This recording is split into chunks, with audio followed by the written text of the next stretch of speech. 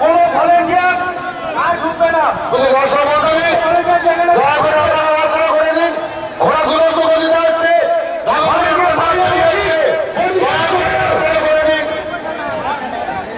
শুধু জনগণের তবে কথা। এত জনসমাগম, এত মানুষ আমরা দেখছি, আমরা এই বাইক রাস্তা করি। আপনারা দয়া করে রাস্তা করে দিন। শুধু দর্শক মন্ডলী আপনারা দয়া করে